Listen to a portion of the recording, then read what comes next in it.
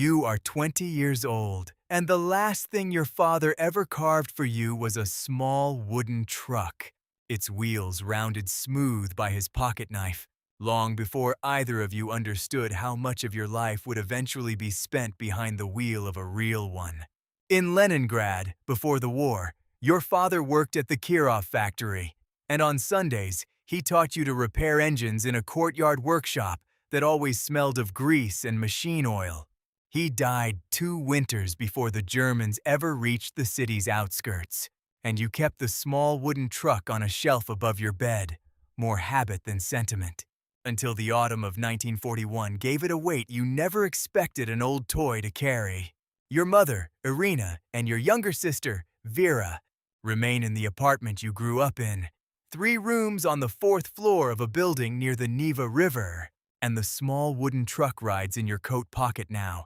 every single day, because somewhere in the desperate logic of a besieged city, you have decided it will help you bring food back to them if you simply keep it close enough.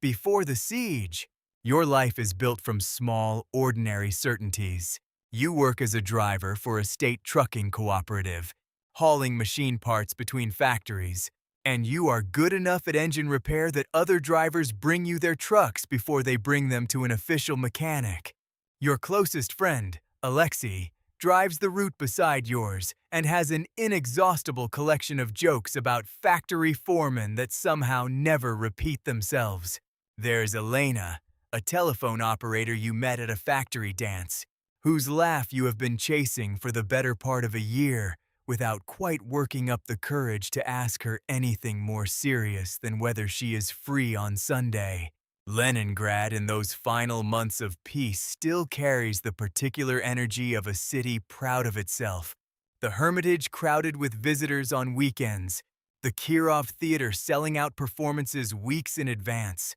factory workers like yourself gathering at dances that run late into summer evenings when the sun barely sets at all this far north. You allow yourself that final summer to imagine an entirely unremarkable future, a wife, an apartment slightly larger than the one you share with your mother, perhaps eventually a truck of your own rather than one assigned by the cooperative. None of it feels like anything worth treasuring specifically until the autumn takes the option away entirely. In September 1941, German forces complete the encirclement of Leningrad, cutting the city off from all reliable overland supply, and the siege that follows becomes, within weeks, a catastrophe of starvation and cold that the history of the war has rarely equaled. Ration allowances shrink to amounts that barely sustain a child, let alone a grown adult performing physical labor, and by December, people collapse in the streets from hunger with a regularity that stops shocking anyone, which frightens you more than the shock itself ever did. The one thing standing between Leningrad and complete starvation is Lake Ladoga, a vast body of water east of the city that, once frozen thick enough in winter, becomes the only route capable of carrying supplies into the besieged city and evacuating civilians out of it. Soviet authorities call it the Military Highway number 101, though every driver and soldier who crosses it comes to know it by a different name entirely. The road of life, 30 kilometers of exposed ice under constant threat of German artillery, aircraft, and the ice itself, which can crack open beneath a fully loaded truck with almost no warning at all. You are assigned to a transport unit operating the ice road in November 1941, driving trucks loaded with flour and grain toward the city and returning with evacuees, most of them children and the severely weakened, packed as tightly as the cargo bed allows without the added weight risking the ice beneath your wheels. Your unit commander, Sergeant Orlov, a heavy-set man in his 40s who worked as a harbor pilot before the war, teaches you the specific superstitious science of reading ice thickness by sound, color, and the particular groan a frozen lake makes when it is, deciding whether to hold. The first weeks on the ice road introduce you to a specific kind of fear that driving through open combat never quite prepares a person for, because the danger here is patient and mostly invisible. arriving without the courtesy of a warning shot. German aircraft strafe the road regularly, forcing convoys to space vehicles far enough apart that a single strike cannot destroy an entire line of trucks at once, and long-range artillery occasionally finds the range despite the distance, throwing up sudden columns of ice and water that leave drivers uncertain whether the crater ahead is passable or simply the last visible marker before open water. You learn to drive with your door slightly open in case the ice gives way beneath you, a habit every experienced driver adopts within their first month, since a closed door has drowned more men than German shells ever managed to along this particular stretch of frozen lake. Orlov teaches you other things too, less about survival than about the specific discipline the road demands of every driver crossing it. Never follow the exact tracks of the truck ahead, since repeated wait on the same weakened point invites exactly the kind of failure the road is famous for. Keep your speed steady rather than fast, since ice responds to the rhythm of pressure more than the raw force of it. A lesson that sounds almost philosophical the way Orlov explains it, sitting on an overturned crate during a supply halt, speaking as though the lake itself were a living thing capable of being reasoned with under the correct circumstances. Alexei drives the truck ahead of yours on most convoys, and the two of you develop a private ritual of flashing headlights twice at checkpoints simply to confirm, without needing to stop and speak, that the other has survived another crossing intact. Elena, meanwhile, works a telephone exchange that occasionally routes messages between transport units and city authorities, and on the rare nights your convoy schedules overlap with her shift, you manage brief, precious conversations through crackling wires that feel, in the specific starvation of that terrible winter, more sustaining than the actual food you are hauling across the ice. You write to her more than you speak to her directly. Brief notes pass through other drivers, because a besieged city teaches people to treasure whatever connection survives the war's constant interruptions. However fragmented that connection has become, she once tells you, in a note passed through a fellow driver during the worst week of that first winter, that hearing your voice crackle briefly through a shared telephone line felt more like proof the city was still alive than any official announcement broadcast over the public radio ever managed to in January 1942.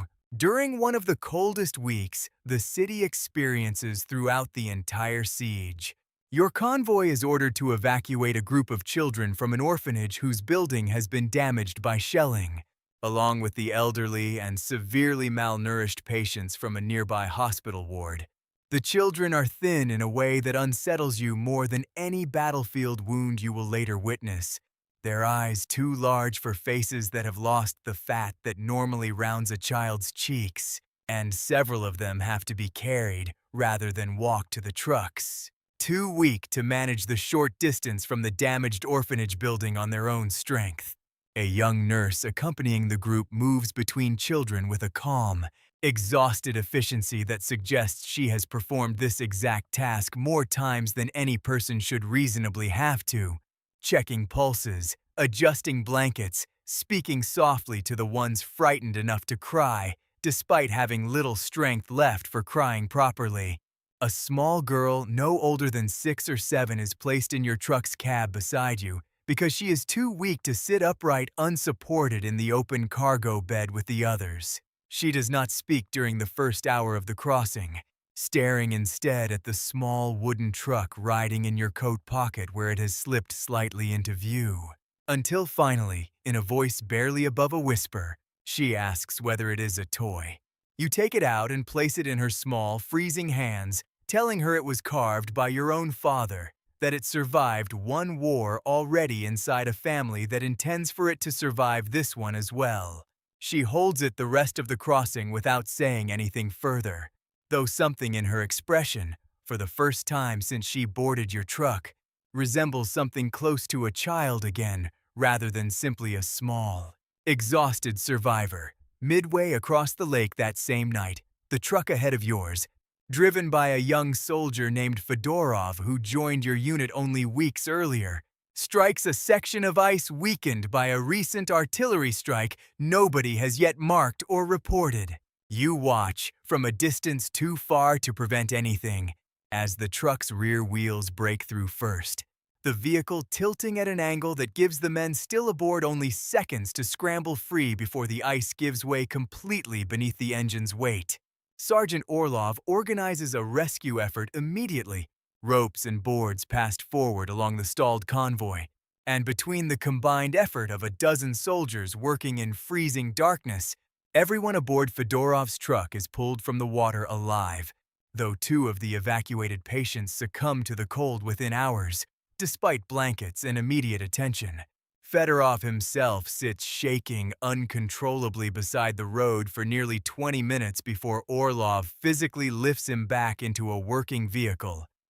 telling him quietly that a driver who stops moving on this particular road eventually stops entirely, in every sense the sentence can carry. Fedorov drives again the following night, hands still visibly unsteady on the wheel, though he completes the crossing without incident, and Orlov tells you afterward, privately, that the second crossing after a near drowning matters more than the first ever could, since it is the second crossing that determines whether a man remains useful to the road or becomes a liability the unit can no longer risk assigning. The girl beside you sleeps for the remainder of that crossing, the small wooden truck still held tightly in one fist even in sleep. And when your convoy finally reaches the eastern shore and the evacuation processing point beyond it, medical staff lift her gently from the cab while you stand nearby, uncertain for a strange, suspended moment, whether you are permitted to say goodbye to a child you met only hours earlier under circumstances neither of you chose.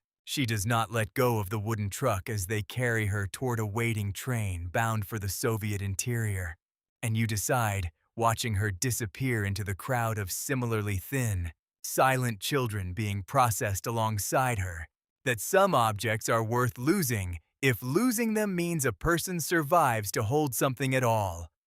The siege continues for months beyond that single crossing, stretching eventually toward 900 days of encirclement before Soviet forces finally break the blockade in January 1944. You continue driving the ice road through 2 more brutal winters, watching the specific rhythms of the road of life evolve as engineers reinforce weak sections. Anti-aircraft positions grow more numerous along its length, and the sheer volume of supplies moving across the lake gradually increases even as German attempts to interdict the route continue relentlessly. Alexei survives the entire siege beside you, though a piece of shrapnel costs him partial use of his left hand during the second winter, an injury he treats with the same inexhaustible humor he brought to factory foreman jokes before the war ever reached either of you. Elena survives as well, thinner by the war's end than either of you can fully reconcile with the woman you first met laughing at a factory dance, though her laugh, when it finally returns fully sometime after the blockade breaks, sounds enough like its old self that you allow yourself for the first time in years to imagine a future extending meaningfully beyond the war's own ending. The ice road itself becomes, over those 2 additional winters, a strange kind of home despite everything it costs. A community of drivers and mechanics and anti-aircraft crews who develop their own private vocabulary of jokes, superstitions, and small rituals that outsiders would find impossible to fully understand. You learn to recognize other drivers by the particular sound of their engines before headlights ever confirm their identity. A skill Orlov insists separates a true ice road driver from someone merely passing through the assignment temporarily. Your mother and sister survived the siege as well, though barely. Vera's growth visibly stunted by years of malnutrition in ways that only become fully apparent once ordinary food again becomes available to her developing body. Sergeant Orlov does not survive to see the blockade's end, killed during an artillery strike on the ice road during its final winter of operation, and you carry, for the rest of your own life, the particular weight of a mentor who taught you precisely how to read ice thickness by sound and color, but who could not. In the end, read the specific piece of ice that finally claimed him. You marry Elena in the autumn following the siege's end. In a Leningrad still scarred by shelling and slowly, painfully rebuilding itself. The wedding modest by any ordinary peacetime standard but overwhelming to both of you regardless, since simply having survived long enough to hold it at all feels like the more remarkable achievement compared to anything the ceremony itself could offer. And though you rarely discuss the war directly in the decades that follow, you keep a single photograph from that period, a group of thin, exhausted drivers standing beside their trucks on the ice, that hangs in your home for the rest of your life without ever fully needing an explanation for visitors who ask about it.